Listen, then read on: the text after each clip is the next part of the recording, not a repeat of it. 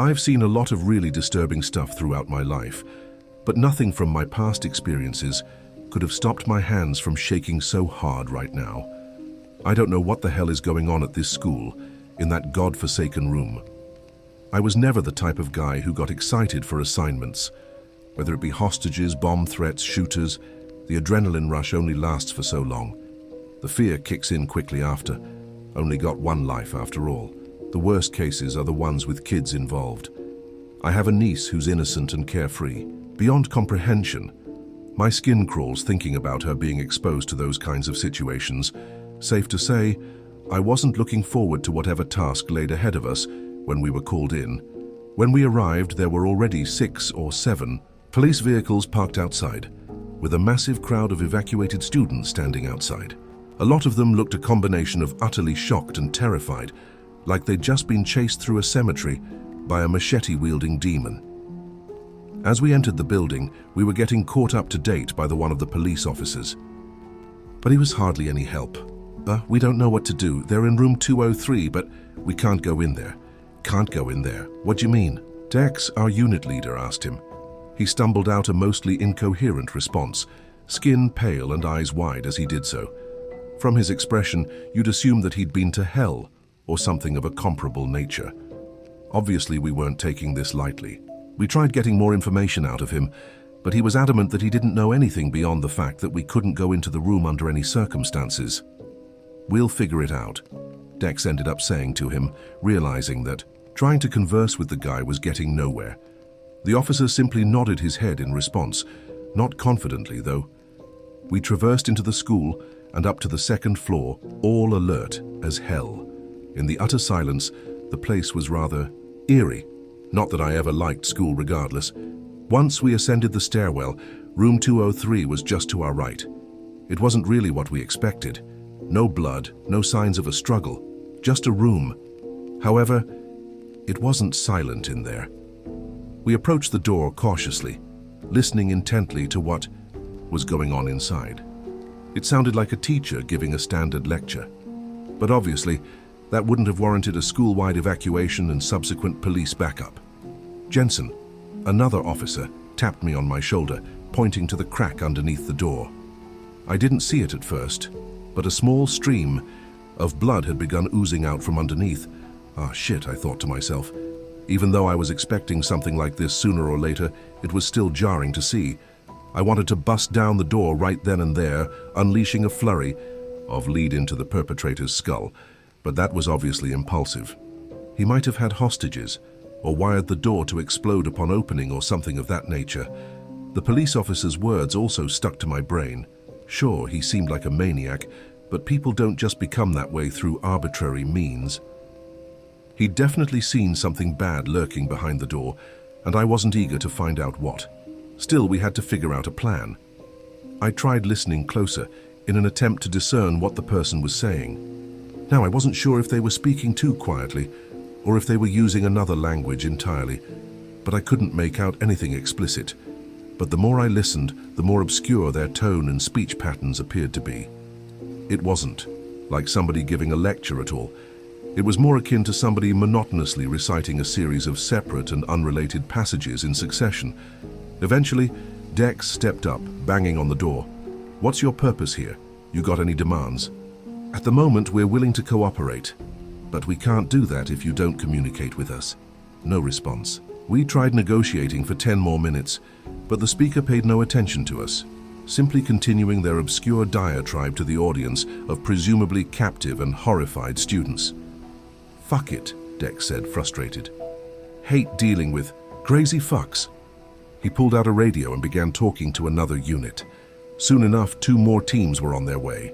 One to monitor the windows from outside, and one to take a position in the room directly under 203. We were trying to consider every possible angle here. About 15 minutes later, the outside team showed up. Of course, there was nothing much to report on given the fact that the windows were boarded up from the inside. Still, they had multiple snipers take vantage points. They were more or less there in case things went absolutely belly up. "This is some bullshit," Axwell, another officer, said. "If they end up never telling us anything, are we just going to wait here forever? The kids might die of natural causes instead. I wasn't going to be the one to say it, but I sure was thinking it. There were no easy solutions for situations like these. Another 5 minutes elapsed before the ground team showed up, announcing to us over the radio that they were making their way over to the room underneath. The radio crackled once again. "Hey, Dex." Dex picked it up. "Yeah. Something wrong?" I don't think we should go inside." "What? What the fuck are you talking about?" He was cut short by something rather jarring, not a noise. More so the absence of noise. Whoever was inside the room had stopped talking. Dex put the radio down, ready to negotiate once again. "You finished? Can we talk now?" he asked. Suddenly and wholly unexpectedly, the door opened just a crack.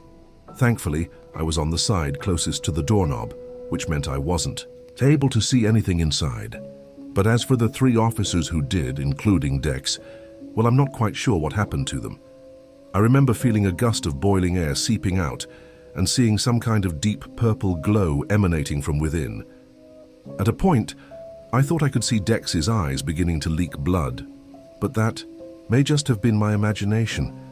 All I know is that I blinked a few times from the heat, and a few seconds later, 2 of the officers were gone, and the door was closed, leaving Jensen by himself, kneeling on the ground, while covering both of his eyes with his hands. We tried getting him to talk, but he wouldn't budge. In fact, he wouldn't move an inch from his bizarre position. At that point, I was beginning to panic hard. This evidently wasn't a normal situation at all. Lee was also frustrated, banging on the door and barking out orders, as if whatever fucked up entity lurking in the room cared at all about his grievances.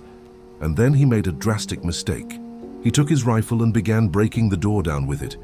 He managed to get about halfway through before succumbing to whatever fate Jensen had just before him. I turned around, seeing him also covering his eyes, frozen in the position on the ground. I tried not to look at the purple light flowing out from the holes in the door as I made eye contact with Axwell.